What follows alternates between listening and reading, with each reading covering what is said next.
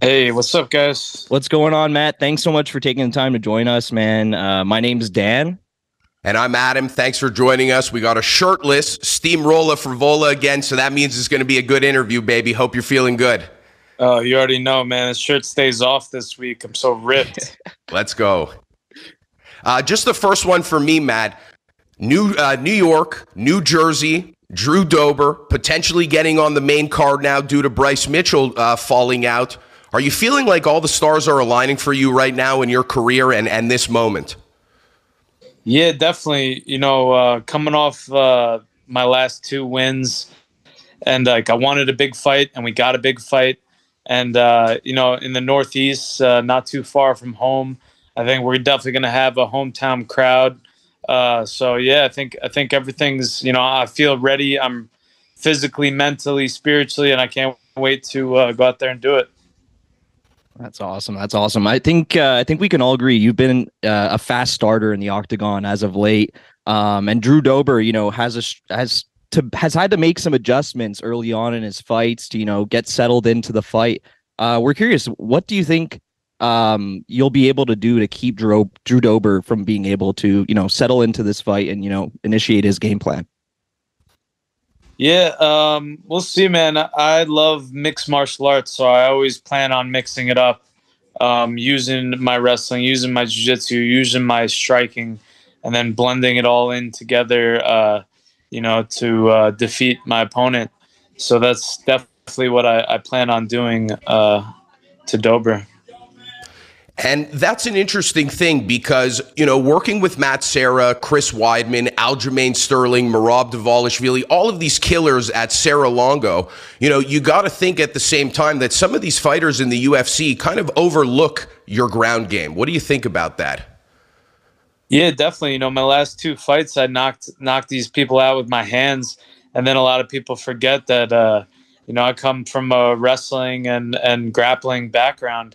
Those are my roots, and sometimes you just gotta remind people that I'm a well-rounded mixed martial artist. That's awesome. Just taking a look at your Instagram. I mean, we saw that after your last fight, after getting the win, you were actually in the crowd, in the stands, with your family, your friends, enjoying the rest of the fights. This is obviously really, really close to home for you in New Jersey. What do you expect, the crowd to be like, not only for your fight, but for the rest of the card leading up to your teammates, scrapping it out in Aljamain Sterling? Yeah, I think it's gonna be awesome. I was able to go to a Devils Rangers game at the Prudential Center maybe a month ago, and just the energy in the arena was amazing. And I'm excited to see it packed out, for the UFC fights and watch, listen to all the people, listen to the steamroller chants going through the whole arena.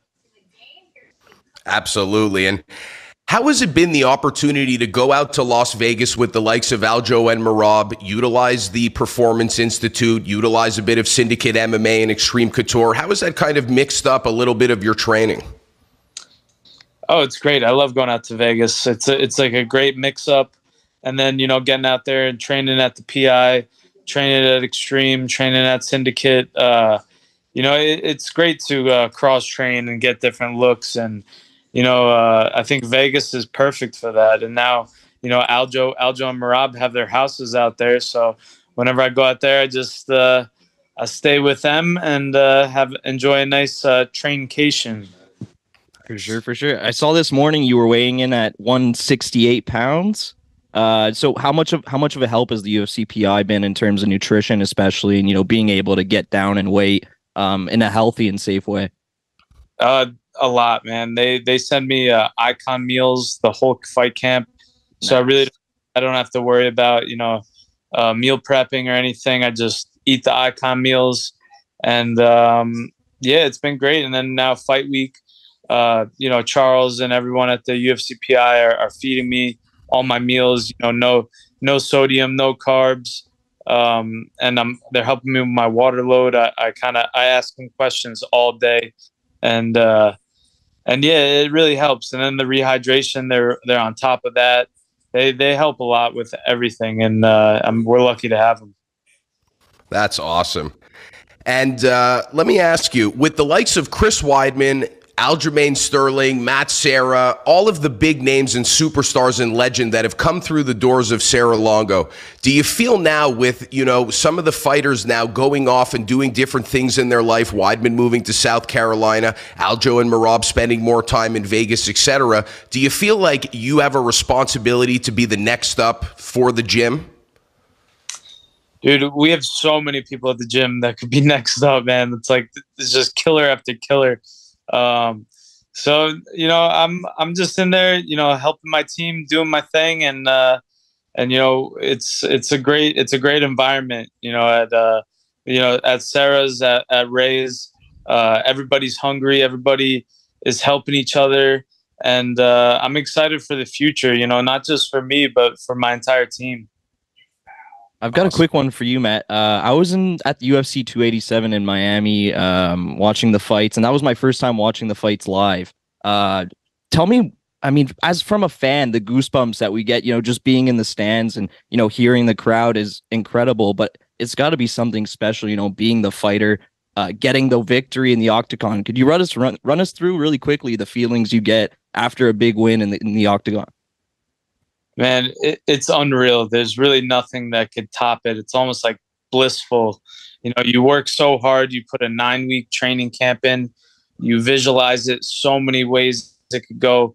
And then once the fight's over, once you get the win, once you get the finish, it's a feeling like nothing. Like when I knocked out that last guy at MSG and I jumped on that cage. And I let out a roar. It was, it was something unreal. And then just hearing the crowd and the energy, it's, this is the most entertaining sport, out there. And, that's why the energy that the fighters bring, the energy that the crowd brings, and, the fighters who leave everything they have in that octagon. I couldn't agree more. And one last quick one from me, Adam, if that's cool with you. I was just going to ask, showing up to fight night and taking this fight against, Drew Dober, it's obviously a big matchup. Did you see anything in particular, and in terms of his style or how he usually comes out in his fights that you think you can take advantage of here on Saturday? He's a great southpaw striker. He doesn't want to wrestle until he gets hurt. I plan on hurting him and getting him to shoot. But we'll see. I think he's also, a brown belt in jiu-jitsu. He's a veteran now with 20 UFC fights. So I know that he's prepared everywhere. But so am I. So that's this is a great matchup. We both bring it, and we're both going to leave it all in there.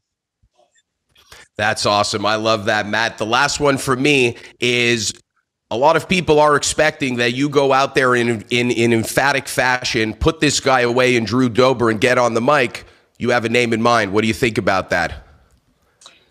Yeah, I think everybody knows that I got some humble pie to serve to a certain Scouser. But I'm 100% focused right now on Dober, and we're going to handle business, and then we move on from there. Awesome. Love it, man. Thanks so much, Matt. The Steamrolla, Frevola, have a safe weight cut, a great fight week, and congratulations on everything thus far. Yeah, thank you guys. Appreciate you guys having me.